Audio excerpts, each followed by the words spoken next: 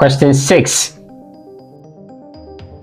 The lattice energy of sodium chloride is greater than that of sodium bromide because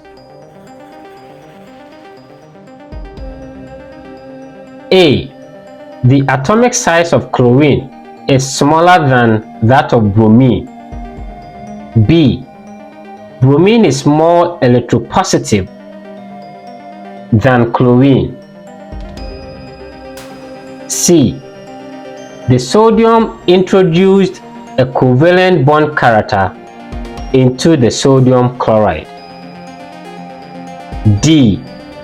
Sodium is more electropositive than bromine.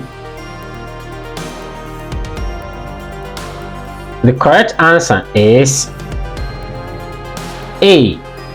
The atomic size of chlorine is smaller than that of bromine.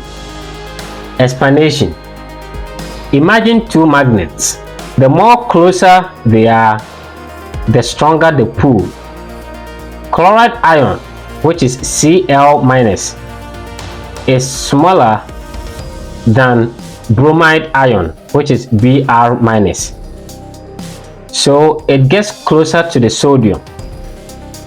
That means sodium chloride has a stronger attraction and hence form stronger lattice energy. Don't forget this. Smaller ions form tighter bonds, which leads to stronger energy.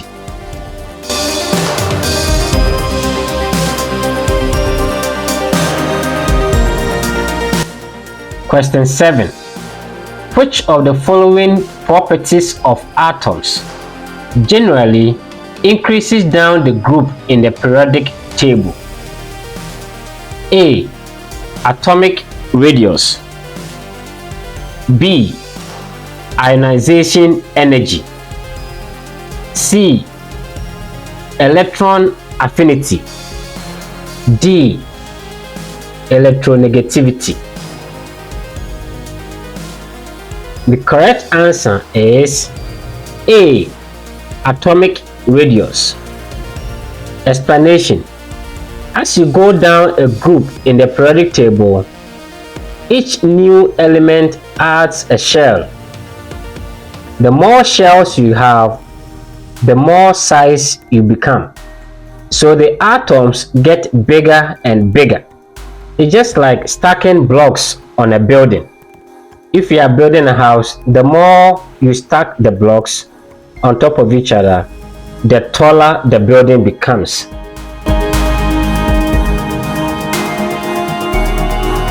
Question 8. If 200 dm cubed of oxygen diffuses through a porous pot in 50 seconds, how long will it take 80 dm cubed of methane to diffuse through the same porous pot under the same conditions? Take molecular weight of oxygen to be 32 and molecular weight of methane to be 16. A. 40 seconds. B. 20 seconds. C. 7 seconds. D.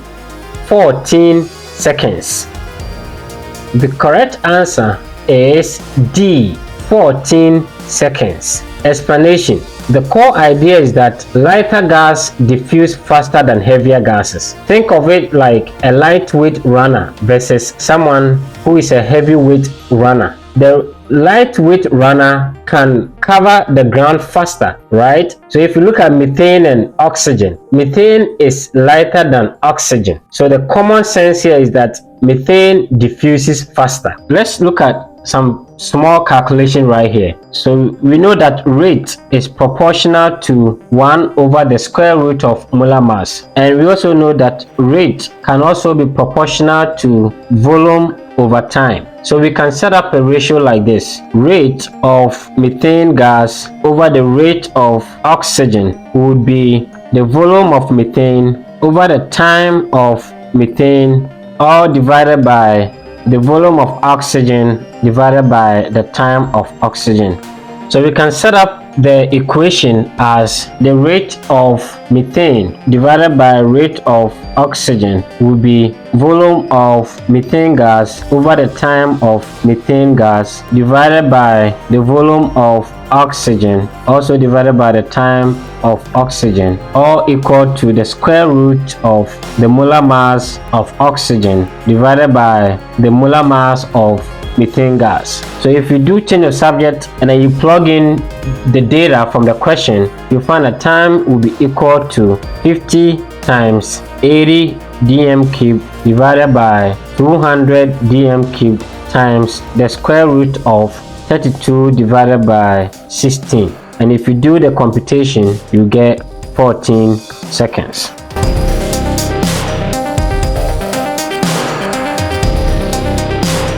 Question 9. One of the limitations of the mass spectrometer is that it A is very difficult to operate. B, it's a very expensive machine. C, easily breaks down during operation. D,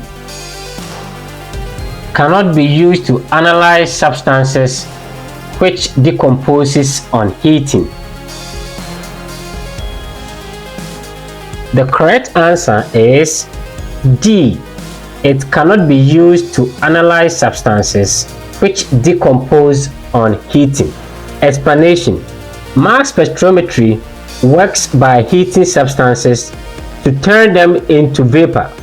So if your substance breaks down when it's heated, then it's a game over for you, right? Mass spec won't get any useful data from your sample. So the bottom line here is that if your compound breaks on heating, it cannot be tested by the mass spec.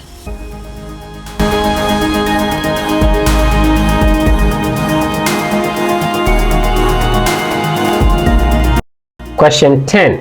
Which of the following conditions is necessary for the formation of hydrogen bond? A, the atom bonded to hydrogen should have high electronegativity.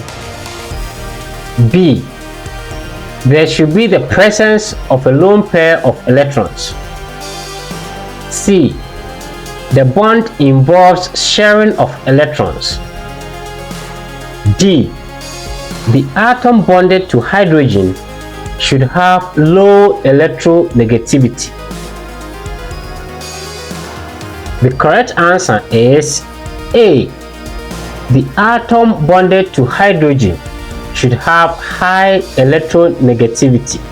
Explanation: hydrogen bonding works only if the hydrogen is attached to a very strong and greedy partner.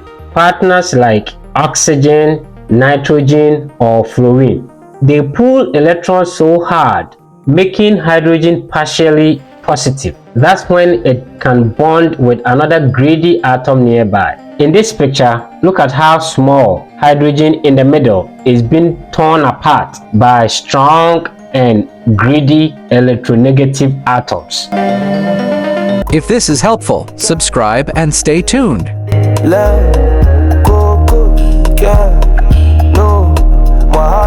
KokoChem be the plug, make you know duh. From JHS to SHS we teach all. Subscribe, shout